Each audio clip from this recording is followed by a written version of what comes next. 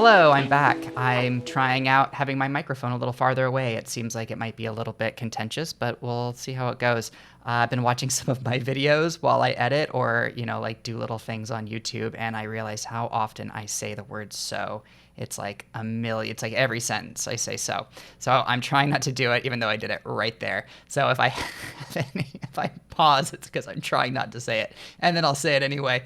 Next week I have some work to do, like some terrifying, difficult, exhausting, grueling work, which is taking the HTML on my website, cleaning it all up, separating it into different files, and then having it be like efficient and clean. It's not my greatest skill. I'm okay doing it in the game. I tend to do it once I feel kind of burned out or I'm trying to get back into working on something, or if I want to make an Arcadia game, but I kind of feel like rusty on using Unity. So doing it in HTML is scary because if you make a mistake, and it might just be like like putting a colon someplace weird, or closing a bracket inappropriately, then you upload it and then the whole website is just a blank page. So anytime you do any of this stuff, there's a chance you could break everything. And I'm not really a web developer. And that means that I, a lot of times, am kind of flying by the seat of my pants, and I don't have anyone to like look over my work. I've been trying out, like I paid for the Chat GPT, whatever you want to call it, like the premium membership or whatever, so I can use the new version. And you can kind of like let it read your code and give you advice. I know that you're able to do that with Visual Studio and GitHub. I know there's like a Copilot sort of thing. I haven't tried it out. I've been doing some reading up on it. It's very helpful. I made a mistake the other day and I wasn't sure what it was, so I gave it the page and just asked it, like, why isn't this working? And it just told me, like, hey, did you mean to name these two files the same thing? And no, I did not mean to name them. Oh, I realize I'm talking really loud because I have my headphones on. And so I'm going to try that out. I'm going to see how that works. I'm not super confident because a lot of times when I'm doing any kind of web development work with the game, because they're so interrelated, it's really easy to have them like one breaks and I don't realize it until the interaction with the other one is live. And for the thing I'm going to be showing today is an example of that, because when I make something in Unity and I want to try it on the website, I have to build the project and then upload it to the server. And when you do that, it takes like 10 minutes. It's a lot faster now than it was when I started. When I first started designing this game, I was using the, I don't remember what you even call it, but there was like a standalone build that Unity would make, and you would upload it, and it wasn't compatible with every browser. It would break a lot, and it was not efficient. And then they finally added WebGL years later. And I get it to work. Like, I work on it for months just to get it to work and find out that it's now obsolete. And it used to take like 20 minutes to build the web version. So I would make a bunch of stuff. It would work fine on the computer, and then I would upload it to the website, and then it would be broken for reasons I did not understand. Now it's a little cleaner, and partly because I've been doing this for 10 years, so I kind of have an idea of what mistakes are possible and common, and I can kind of track problems back a little bit easier. It's still kind of contentious because I'll just get into this, and I can kind of come back to it later. So when you go on the website and you have an account and you log in for the first time, you get that day you get like bonus tokens, right? So you reward for coming back every single day. A very common tool in like the mobile web, any kind of service-based game, it's usually a good idea to give people like a daily reward. I mean, I haven't been doing Duolingo so much. I have another app that I use to learn Mandarin, and they both do it. I'm probably going to do a video about Duolingo because it's a really interesting case study on educational game design and service-based game design. There's a lot to talk about. I don't love everything about it, and I actually don't think that these these tools are particularly effective in that specific context, but it's still important to do. I mean, it's a motivator. It gives people a little bit of dopamine when they log in every day. It makes you want to come back just so that it's really a fear of missing out.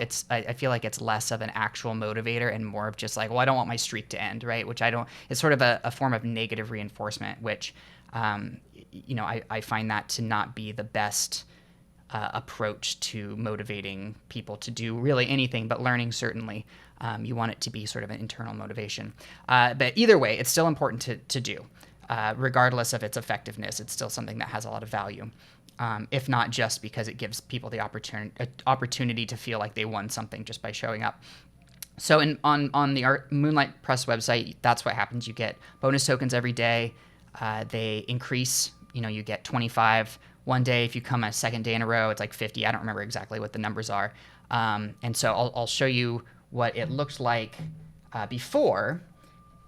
Where did I put the video? Here we go. So, right, it would load up, and then you'd be on the main page, and then it would give you these little dots. The red dots are kind of grace period dots. So if you miss a day, you don't go back to 0. That's usually what happens on a website, right? Like, oh, I have a 10-day streak. I'm getting my bonus things every day. I miss one day. Now I have to start over. Just sort of part of that negative reinforcement thing. I'm not trying to punish you. I want to give you an opportunity. So that's what it looked like on the main page.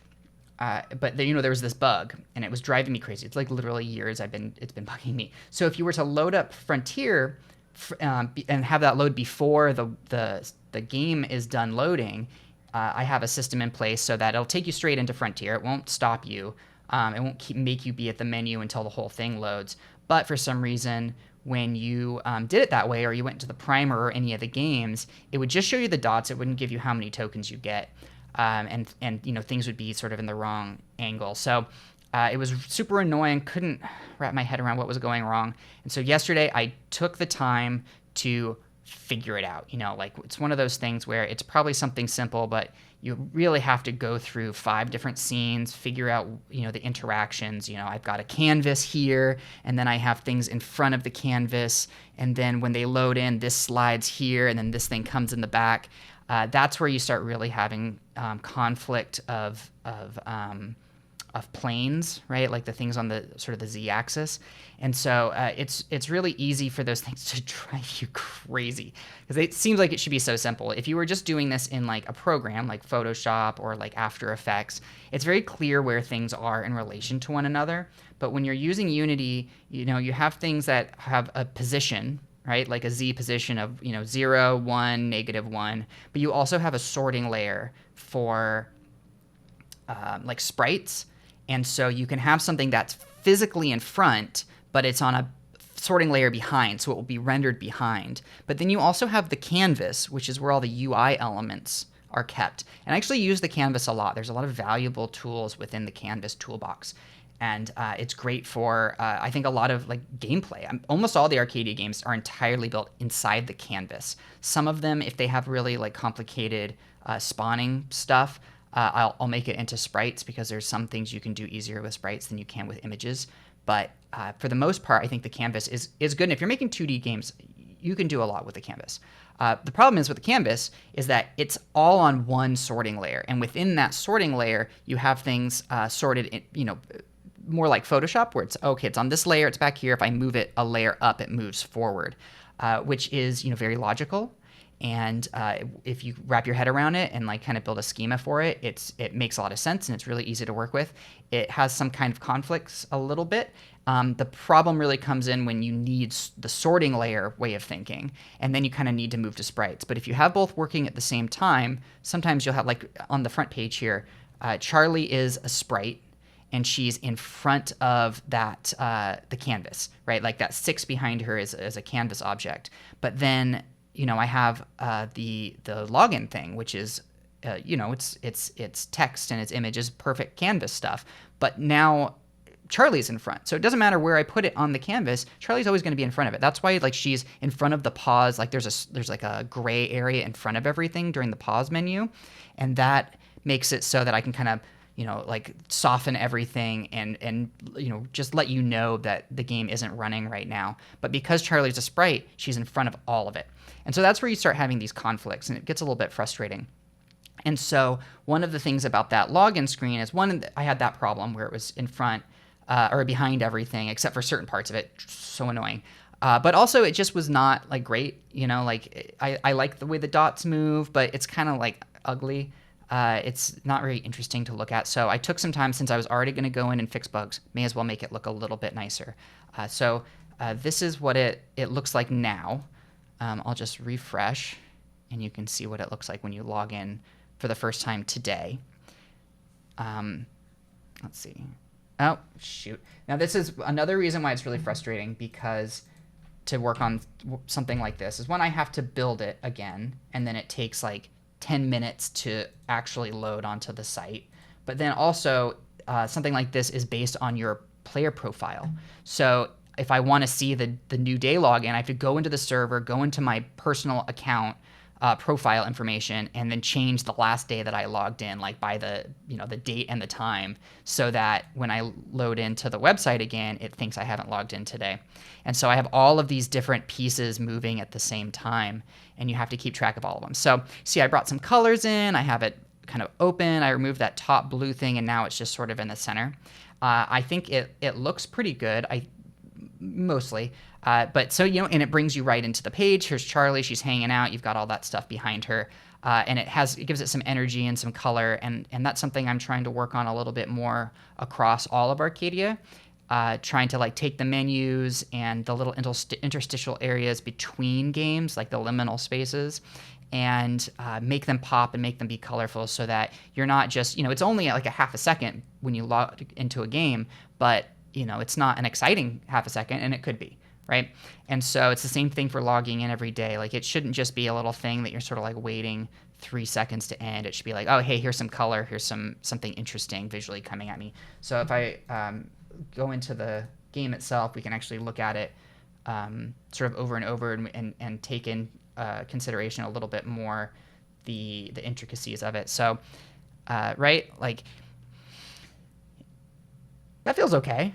It doesn't feel like exciting. It doesn't feel like original or anything, but I likes the pops of color. They come in, boop, boop, boop, boop. I think they could stagger a little bit more, right? The first one I don't know if it's too slow, and we're talking about like 2 frames at a time here. Like, that's the sort of margin of error we're working with. And I can spend like a whole day just getting this ba, ba, ba, ba.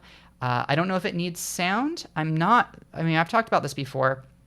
I'm not really a sound guy. Like, I take dance classes, but I really struggle with rhythm. It's just not, it's not part of like my internal like core. And so I appreciate good sound. I know it when I hear it, but it doesn't come like out of me. And so I'm always hesitant to do something with sound effects, because I don't want it to be bad, and I don't want it to be superfluous. And I mean, you can see that attitude in the way I approach this stuff. And I think this is pretty okay. I think it's a little bland. I think, the sliding across is all right. Uh-oh, my battery's dying. All right, hold on 1 second. Sorry about that. I like this camera, but the recording mode does not always show the little battery symbol at the top. So I had no idea that my battery was almost dead. Where was I? Just, I guess, talking about this stuff. So it's really easy to get caught up in like the fine details of watching these things slide by, and like, is it long enough? Is it too long? So you see that it kind of fades out. Really, the correct answer here is to have it be open and then give you the opportunity to accept the tokens, show your total tokens, and have the number add into it. And I know that's the right answer. I know that's what I need to be doing, but I also am kind of struggling with figuring out, like, how do I do that in a way that is subtle and doesn't call too much attention to itself. And part of the reason is just because of like where the tokens live in the ecosystem generally. They're always in the top right corner at the end of a game. When you're going to basically anytime you're going to spend them, that's when you need to know how many you have. It's not information that's relevant unless it's a purchase situation, or maybe if you're going to buy them. I think on the store you don't see them either, which is more of just like a space issue. I should probably consider that as well, but it's one of those. It's tricky, when you're thinking about something as like a visual artist versus an engineer. I know that when you gain something like this, when you get a permanent upgrade or a boon or anything, there is a connection that you get by interacting with that relationship, I guess is not really the word I want, but it's close enough, right? Like I'm giving you something and then you say, okay, so now it's an active choice to accept it as opposed to like a passive thing that's happening to you. It's really easy to kind of check out if it's just like the way this is, where I'm zoning out. Oh, 25 tokens. Okay. Okay, now I can play the game, right? But if it's, hey, you just got 25 tokens, and then I get to say, yeah, boy, give me that token, then it's, I've now invested myself in the interaction, right? And so I'm not doing that right now. And part of it is just because, my personal preference is sort of the opposite of that, where I just want to, let's just move along. I don't need to, I get it. I get the tokens. It happens every day. Let's get this going. Anytime there's an interaction that is frequent, right? Like I struggle to think of a really good example in the moment, partly because of the way Arcadia is, where you do a round, you press OK, you do a round, you press OK. That sort of follows the pattern I'm talking about here. But anytime it's like informational, like, hey, you're not logged in, or all of that stuff, I'd rather just tell you and move on, right? Like, I know it's not going to take you more than 3 seconds to read it. You've seen this 50 times. You know what's going on. Let's just get it over with. But that, stands against my actual understanding of psychology and game design. And sometimes, you just sort of have to, kind of ride that wave until you're doing game tests and the players don't notice or don't care, or then it sort of forces your hand and you have to fix it. So I am not going to worry about it too much, but let's look at it one more time. Bum, bum, bum, bum, bum. I think I'm just going to sit on it for now. When you watch it without the context of the website, without the context of I forgot, because you always forget it's about to happen, you get the tokens, but you forget that there's going to be like a splash of color. I don't feel great about the sliding across. I do like the color combination. I think it feels too slow. I think there's probably something else I can do. Part of the reason I picked this particular transition is just because working in Unity isn't like working in Photoshop or in After Effects, where I can just make something, put it in, and mess with what we call primitive, like a square or a star or a triangle. You have to in Unity. I mean, there are plugins you can get that you can do this kind of stuff, like make vectors. I try not to mess around with that very often, just because of the nature of working in HTML. It's really finicky, so sometimes plugins will make it, there's something in there that breaks when you upload it to a website. So I become very skittish around using tools like that. And so I'm trying to keep things like efficient for my own workflow, because getting bogged down really, like anytime you add an asset to a game, like you have to figure out what folder to put it in. Is it too big? Is it weighing down the thing? All of that. Like it's a bigger decision than you really think. When you're making something like this, like, okay, I'm going to go in Photoshop, I have to make or Illustrator, I have to make the shape, I have to export it, I have to find a folder to put it in, I have to name it, I have to change the settings for it. Then I finally get to see if it's a good idea, if it works. So what I end up doing is I prototype it in another program. And so that makes like 5 layers of interaction that I have to do just to see if it looks good on a website. So I find that it's best in this case, where there was a bug that was really a higher priority, to just make something. And now if I have a better idea later, I know exactly where that slot is in the animation, and I can try something new, right? Like I can take an hour, try a new transition. If I don't like it, delete it, go back to the one that it is right now, which works okay. So you know, that's sort of like the frustration of a project like this, where it's so many moving parts that it becomes harder to prototype like bravely. And so this is why having like collaborators is really valuable, because they can go off and have their own project, and then once you've seen it and you like it, then you can bring it in and integrate it. But for me, it becomes really difficult to manage multiple environments like that.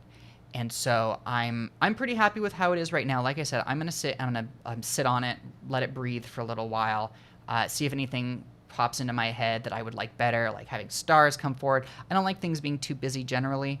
What I'll probably end up doing is, because there are more opportunities for different kinds of transitions across the website, like when you go into the store and it opens up PayPal, like I could put something there.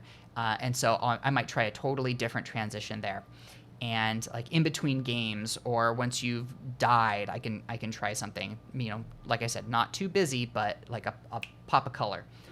So I'm gonna maybe let that rest for a week and get the website going, clean everything up, and then come back to it. I thought this was gonna be a really short video, and then it ended up being like a long split in half video. I don't think that there's really anything else interesting to talk about diary-wise, other than I have to work on the website, and I don't like doing that. So I think that's it. I will hopefully think of like a topic to talk about next week instead of showing work, because I can't really show cleanup, right? So maybe I'll talk about Duolingo later in the week next week, and maybe I'll think of something else as well. All right. Good developing, everyone. See you later.